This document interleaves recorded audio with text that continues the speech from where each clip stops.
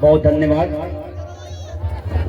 सबसे पहले मैं माफी चाहता हूँ, मुझे 11 बजे का समय दिया गया था, लेकिन विश्वविद्यालय में एक कार्यक्रम में व्यस्तता थी, इस वजह से मैं समय पे नहीं आता था। लेकिन वादा था मैं आऊँगा, जरूर आऊँगा।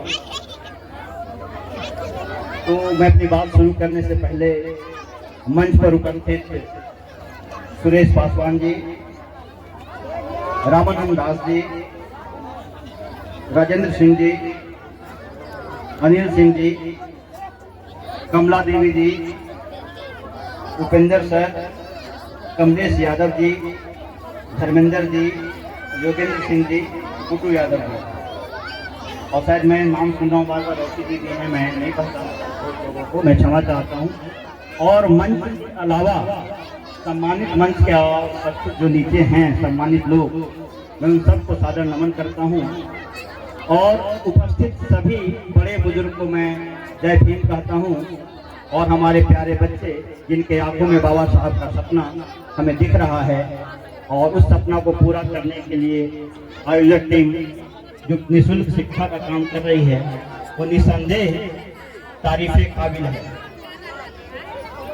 लेट बहुत हो चुका है, मैं देख रहा हूँ, आप लोग ऊब भी गए हैं, मैं ज़्यादा भाषण या नहीं बोलूँगा, लेकिन इतना जरूर है कि बाबा साहब के 3 मंत्र हैं, शिक्षित बनो, संगठित बनो और संघर्ष करो।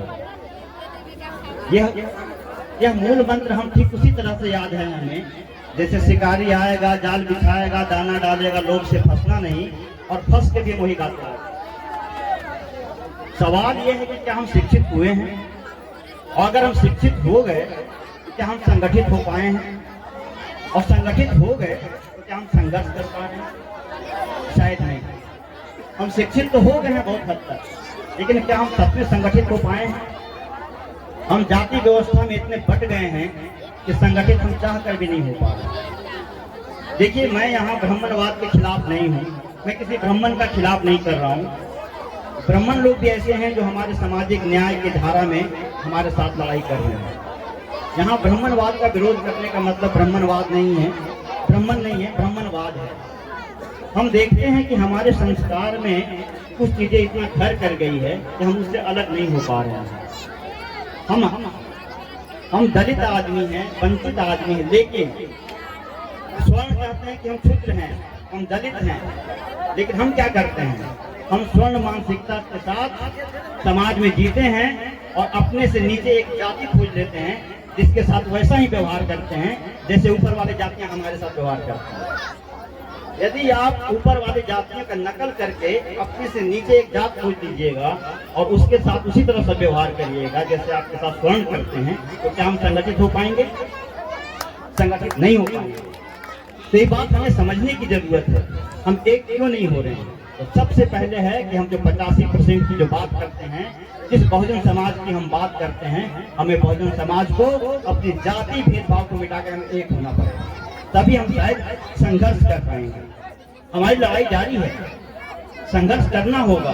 बाबा साहब ने जिस समाज का सपना देखा था, वो समाज यदि हमें कहीं दिख नहीं रहा है। हमारे साथ आज भी हादसा हो रहे हैं, हमारे मौलिक अधिकार आज भी दमित हो रहे हैं हमारे। और मुझे एक बात बहुत अच्छा लगा रहा है यहाँ आकर कि अभी तक दलितों के मंच पे जो राजनीतिक लोग आते थे वो वोट बैंक के लिए आते थे। इस तरह के बाबा साहब के जयंती पे, महापरिनिर्वाण दिवस पे बहुत कम राजनीतिक पार्टियां आती थी, लेकिन ये अच्छी बात है।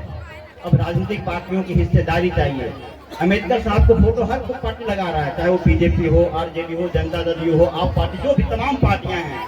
इसका मतलब है कि हमारी बात को राजनीतिक दल गंभीरता से ले रहे हैं। लेकिन इसमें सवाल ये है कि जो हमारे हुक और अधिकार के लिए जो यहाँ जो कानून बन रहे हैं, जो नियम बन रहे हैं, उस नियम बनाने वाले स्थान पे हमारे लोग हैं क्या? या जो राजनीतिक पार्टियां जो हमसे वोट लेकर जाती है, वो क्या उस संवैधानिक अधिकार की रक्षा के लिए वहाँ पे सही समय पे हमारा प्रेजेंटेशन रखती है क्या? तो हम देखते हैं कि जो सही समय पे जो हमारी बात रखी जानी चाहिए, वहाँ हमारे लोग नहीं हैं।